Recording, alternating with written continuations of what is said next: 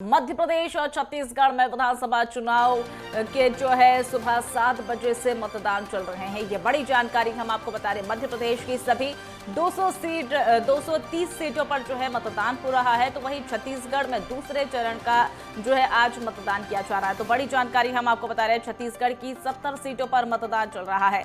मतदान के लिए जो सुरक्षा के पुख्ता इंतजाम किए गए हैं, तो ये बड़ी जानकारी हम आपको बता रहे हैं, जहां पर मध्य प्रदेश और छत्तीसगढ़ में विधानसभा चुनाव सुबह 7 बजे से मतदान जारी। ये बड़ी जानकारी हम आपको बता रहे हैं। मध्य प्रदेश की 230 सीटों पर मतदान चल रहा है, तो छत्तीसगढ़ में दूसरे चरण का जो मतदान है वो चल रहा है। सभी 70 सीटों पर मतदान जारी है। तो ये बड़ी जानकारी हम आपको बता रहे हैं, जहां पर मतदान के लिए सुरक्षा के पुख्ता इंतजाम किए गए। मध्य प्रदेश और छत्तीसगढ़ में विधानसभा चुनाव के मद्देनजर जो है मतदान चल रहा है। सुबह 7 बजे से ये वोटिंग जो है वो जारी की। मध्य प्रदेश की 230 सीटों पर मतदान चल रहा है, तो वहीं छत्तीसगढ़ की अगर बात करें तो दूसरे चरण का चुनाव है और दूसरे चरण की सभी 70 सीटों पर मतदान चल रहा है। तो बड़ी जानकारी हम आपको बता रहे हैं, तस्वीरें भी हम आपको दिखा रहे हैं। देख सकते हैं मतदाता जो है लंबी लंबी कतारें लगाकर खड़े हुए हैं, अपना जो है मतदान करने के लिए वहां पर खड़े हुए। सुबह 7 बजे से मतदान जारी है। तो ये बड़ी जानकारी आपको बता रहे हैं, जहां पर 230 सीटों पर जो है मतदान चल रहा है मध्य प्रदेश की। और बात छत्तीसगढ़ की कर ले तो छत्तीसगढ़ में भी 70 सीटों पर मतदान चल रहा है और दूसरे चरण का ये मतदान है। तो ये बड़ी जानकारी हम आपको बता रहे हैं। विधानसभा चुनाव 2023 के मद्देनजर मध्य प्रदेश और छत्तीसगढ़ में आज मतदान हो रहा है। सुबह 7 बजे से मतदान जारी है। ये बड़ी जानकारी हम आपको बता रहे हैं। मध्य प्रदेश की 230 सीटों पर मतदान हो रहा है और अगर बात छत्तीसगढ़ की कर ले तो दूसरे चरण का आज मतदान हो रहा है। 70 सीटों पर जो है छत्तीसगढ़ की मतदान हो रहा है। मतदान के लिए सुरक्षा के पुख्ता इंतजाम भी किए गए हैं। तो ये बड़ी जानकारी हम आपको बता रहे हैं। तस्वीरें भी हम आपको दिखा रहे हैं।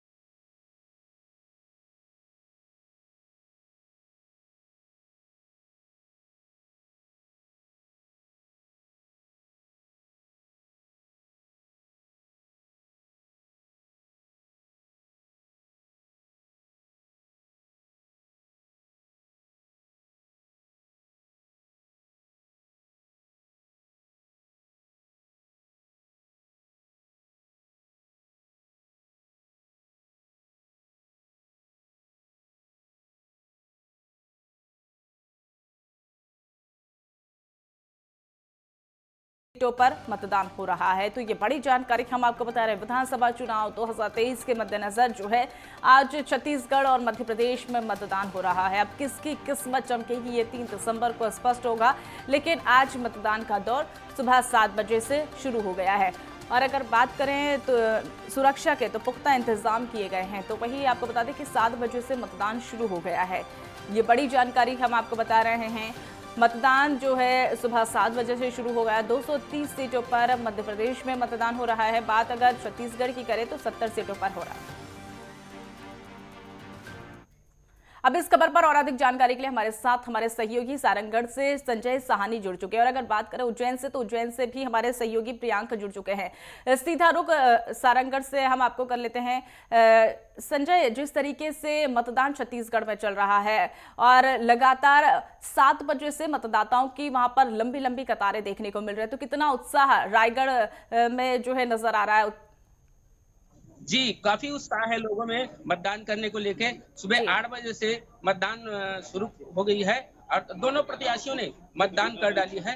जो भाजपा से बोले तो ओपी चौधरी ने भी मतदान कर चुके हैं और प्रकाश नायक भी अभी-अभी मतदान कर बाहर गए हैं। जी संजय, जिस तरीके से दोनों ही कैंडिडेट जो है अपना मतदान उनके द्वारा किया गया, अगर बात हम जनता की करें तो कितना उत्साह जनता में नजर आ रहा है, और एक बार आप वहां पर जो मतदाता हैं उनसे भी बात करने की कोशिश करिए।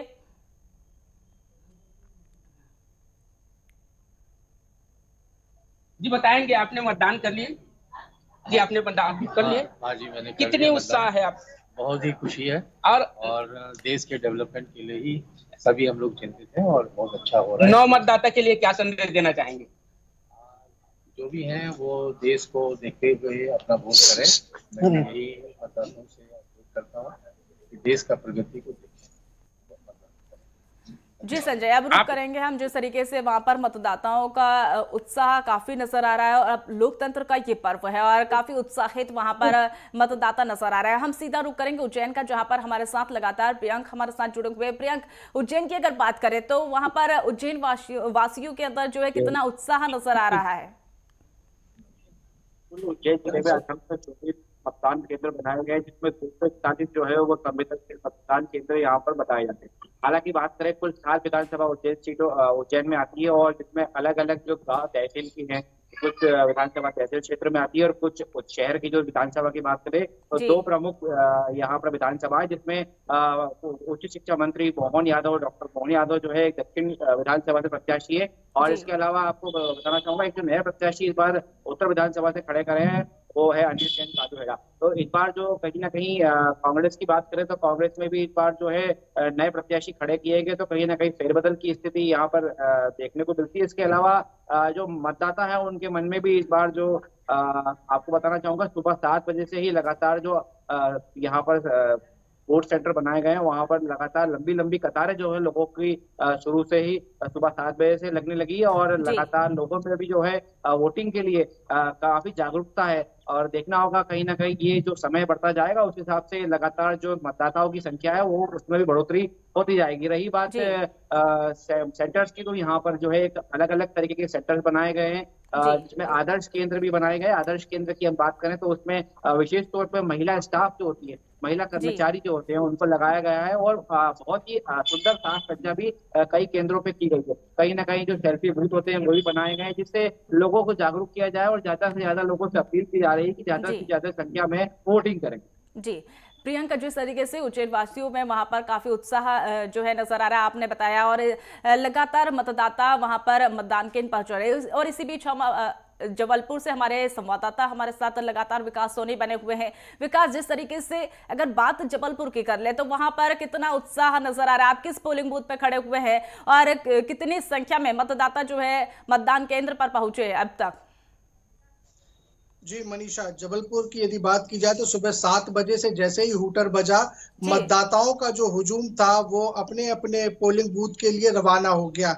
लंबी कतार सुबह 7 बजे से ही देखी जाने लगी, और जिस संख्या में, जिस उत्साह के साथ मतदाता पहुंच रहे थे। अभी हम जो खड़े हुए करमेता का पोलिंग बूथ है, ये पनागर विधानसभा के अंतर्गत आता है, और यहाँ पर जो ग्रामीण वोटर हैं वो बड़ी संख्या में आए हैं। तो ये नजारा देखकर बिल्कुल साफ समझ में आ रहा है कि कहीं ना कहीं जो ग्रामीण है वो काफी उत्साहित है वोटिंग डालने के लिए। जबलपुर की बात करें तो टोटल 8 विधानसभाएं हैं जहां पर मतदान होना है, और कांग्रेस और भाजपा के धाकड़ प्रत्याशी जो अपने अपने तरीके से जनता को लुभा चुके थे, लेकिन आज जो ये मतदान की आहुति है, यहाँ जनता फैसला करने वाली है कि आखिर किसके सिर पर मोहर बंधने वाला है। काफी उत्साहित और सुबह से ही काफी चाक चौबंद व्यवस्था जिला प्रशासन की तरफ से लगाई गई थी, ताकि किसी भी प्रकार की कोई असुविधा का सामना ना हो और मतदाताओं को बड़ी आसानी से मतदान करने मिल सके।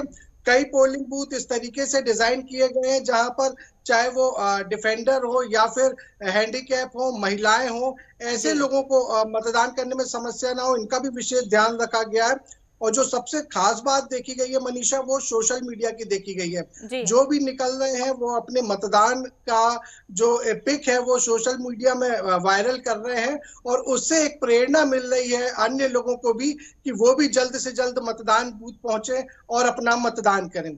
जी। जी तो मनीषा। जिस तरीके से लगातार मतदाताओं की संख्या जो है लगातार बढ़ती हुई नजर आ रही है, मतदाता मतदान केंद्र पर पहुंच रहे हैं। आप तीनों ही हमारे साथ बने रहिए। लगातार मध्य प्रदेश और छत्तीसगढ़ में जो है विधानसभा चुनाव के मद्देनजर सुबह 7 बजे से मतदान जो है वो शुरू हो गया है। 230 सीटों पर मध्य प्रदेश पर जो है मतदान चल रहा है। तो अगर बात करें छत्तीसगढ़ की, तो दूसरे चरण में 70 सीटों पर विधानसभा चुनाव के मद्देनजर जो है मतदान के लिए प्रक्रिया लगातार जारी। और इसी बीच हमारे सहयोगी जो है अलग अलग जगह से हमारे साथ लगातार जुड़े हुए हैं। अब सीधा रुख हम जो है रायगढ़ से कर लेते हैं। रायगढ़ से हमारे पास हम संजय भी हमारे साथ लगातार जुड़े हुए हैं। अगर बात करें हम, और इसी बीच हमारे साथ एक और सहयोगी रायपुर से जुड़े हुए हैं, अनिल नेताम।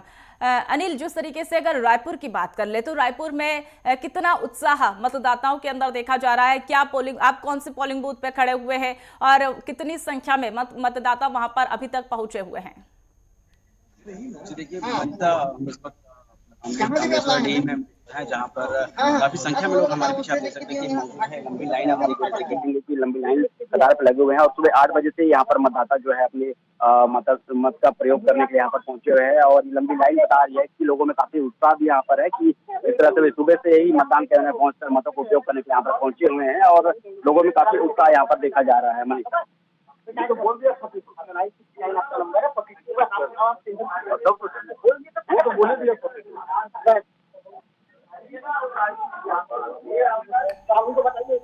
जी अनिल, जिस तरीके से लगातार वहां पर जो है उत्साह काफी मतदाताओं के अंदर नजर आ रहा है, और आप जो है ये कोशिश करिए कि मतदाताओं का रुझान किस ओर जा रहा है वो जानने की एक बार कोशिश करिए। जी मनीषा, देखिए लंबी कतारें हैं और मतदाता यहाँ पर पहुंचे हैं। हम लोग कब से यहाँ लाइन पर लगे हुए हैं और विचारों लेकर आप मतदान करने जा रहे हैं।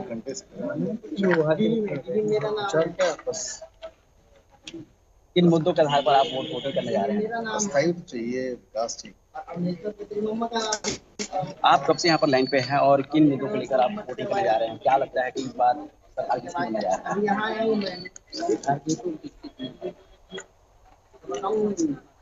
आप लाइन पे हैं, कितने टाइम से यहाँ पर लाइन पे लगे? 8 बजे से हैं। किन मुद्दों को लेकर आप वोटिंग करने जा रहे हैं? तो देख सकते हैं मतदाता हैं और मतदान करने जा रहे हैं। विकास के आधार पर ही वोटिंग करने जा रहे हैं। और महिलाओं की बात करें तो महिलाएं भी काफी अधिक संख्या में यहाँ पर मौजूद हैं। सुबह से ही लाइन पे लगी हुई है, अपने घर काम छोड़ के यहाँ पर पहुंची हुई है। उनसे बात करना चाहेंगे। आप वोटिंग करने जा रहे हैं, किन मुद्दों को लेकर आप वोटिंग करेंगे? लगे हैं, मैं और लाइन पे हूं। देख सकते हैं कि अब फर्स्ट वोटर है क्या आप?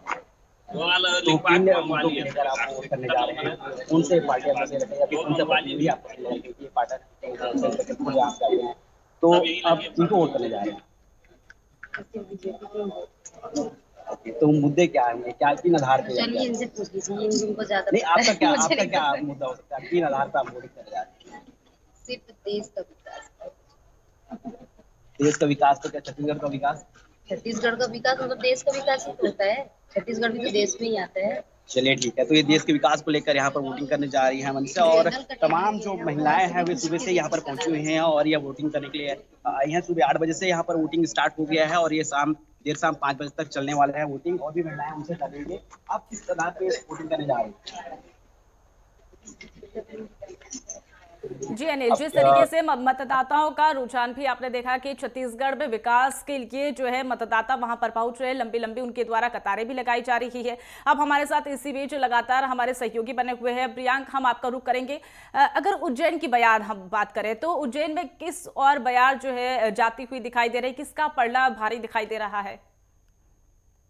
उज्जैन की बात करते हैं तो उज्जैन विधानसभा में जो उत्तर दक्षिण जो काटा है यहाँ पर, ये काफी दमदार सीटें मानी जाती है क्योंकि शहर की सीटें हैं। और इसमें एक जो सीट है वो उच्च शिक्षा मंत्री डॉक्टर मोहन यादव की, जो लगभग कई वर्षों से यहाँ पर विधायक रह चुके हैं और इस बार मंत्री भी फिलहाल की स्थिति में है। तो देखना होगा इस बार जो क्योंकि कई जो तहसील की बात करते हैं, तहसील में भी कई प्रत्याशी ऐसे हैं जिन्होंने भाजपा को छोड़कर जो है निर्दलीय लड़ने का फैसला लिया है। तो कहीं ना कहीं इस बार जो है लोगों की अगर हम बात करें तो लोगों के लिए जो विकास की बात होती है, जैसे महाकाल लोक है, ऐसे कई विकास जो है भाजपा की सरकार ने की है। और महंगाई की बात करें तो कई लोगों का महंगाई को लेकर कहना है कि कांग्रेस की ओर वो अपना रुझान दे सकते हैं। तो कहीं ना कहीं इस बार जो सरकार है, जैसे उज्जैन की अगर बात करें तो उज्जैन में भी फेरबदल की स्थिति बनने की संभावना है, क्योंकि जी कई वर्षों से जो है दक्षिण विधानसभा जो सीट है इस पे लगातार जो प्रत्याशी है मोहन यादव,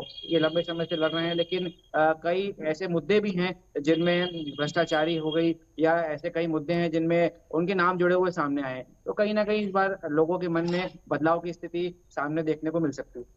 जी प्रियंका, जिस तरीके से लगातार जो है वहां पर कई मुद्दे तूल पकड़े गए, भ्रष्टाचार का भी आरोप लगाया गया और इसी तरीके से मतदान जो है लगातार जारी। और इसी बीच हमारे साथ रायगढ़ से हमारे सहयोगी संजय बने हुए हैं। संजय, अगर आपसे जानना चाहें कि रायगढ़ में कौन सा मुद्दा जो है वो तूल पकड़ता हुआ नजर आया, मतदाता किन मुद्दों पर जोर देते हुए नजर आ रहे हैं?